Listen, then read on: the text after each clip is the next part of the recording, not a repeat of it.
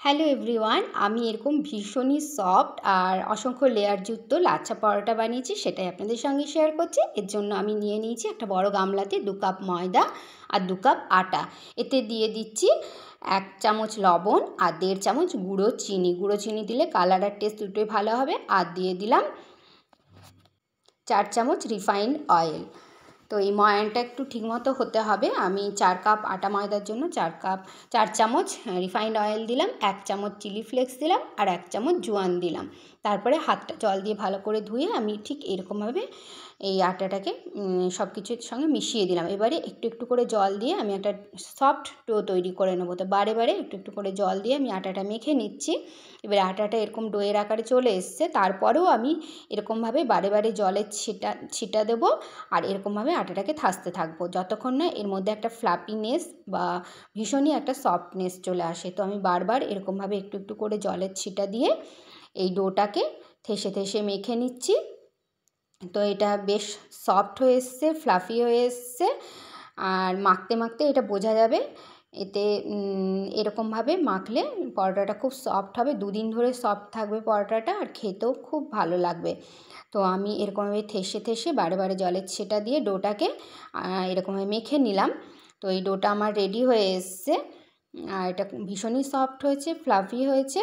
এবারে আমি এটা এরকমভাবে দেখুন মুঠো বেঁধে দেখছি কত সুন্দর হাতটা ভেতরে চলে যাচ্ছে, মানে এটা খুব সুন্দর একটা সফট ফ্লাফি ডো তৈরি হয়ে গেছে। এতে আমি 1 চামচ সাদা তেল বুলিয়ে রেখে দিলাম যাতে না ড্রাই হয়ে যায়।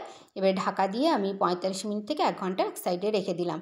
আর একটা বাটিতে আমি নিয়ে নিচ্ছি 1/2 কাপ আটা আর 1/2 কাপ সাদা তেল। তারপরে আমি এটাকে খুব ভালোভাবে মিক্স করে নিলাম। এবারে এটা রেডি করে এক সাইডে রেখে দিলাম।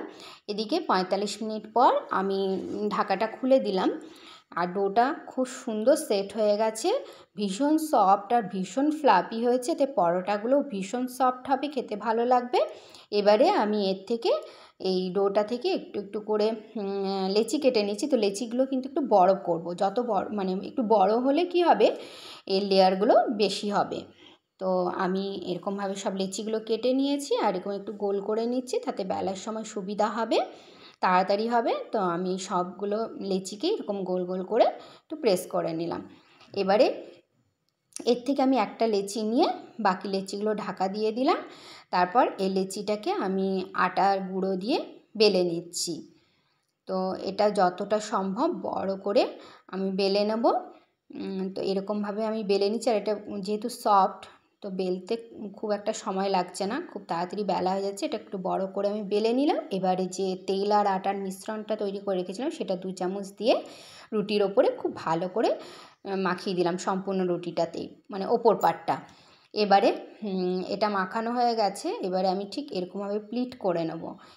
এই প্লিট করার জন্যই মানে বা এই যে মিশ্রণটা দিলাম আটা আর তেলের, এতেই লেয়ারগুলো বেশ সুন্দর হবে। তো ঠিক এরকম দুপাশটা ধরে ধরে আমি তুলে তুলে সমান সমানভাবে একটার ওপর একটা রাখতে থাকছি। তো এরকমভাবে প্লিটটা হয়ে যাচ্ছে। তো লাস্টেও এরকম আমি এরকম রেডি করে নিলাম প্লিটটা। তারপরে এটাকে একটু প্রেস করে করে আরও একটু লম্বা করে নিলাম। এবারে লম্বা করে নেওয়ার পরে এটাকে এরকমভাবে রোল করে নিচ্ছি। রোল করে যে এন্ড পয়েন্টটা থাকবে সেটাকে এরকমভাবে আটকে দিতে হবে। তো এটা আমি একটা তৈরি করে নিলাম, আরেকটাও তৈরি করে দেখাচ্ছি। একটা লেচি, এগুলোকে আবার ঢাকা দিয়ে দিলাম। তারপর আরেকটা লেচি নিয়ে আমি আটা গুঁড়ো দিয়ে বেলে নিচ্ছি, যতটা সম্ভব বড় রুটি করে বড় রুটি বেলে নিচ্ছি। এবারে এই রুটিটা আমার বেলা হয়ে গেলে এর উপরেও আমি একইভাবে যে আটা আর তেলের মিশ্রণটা আছে ওপর পাটটায় খুব ভালো করে 2 চামচ দিয়ে খুব ভালো করে মাখিয়ে দিচ্ছি।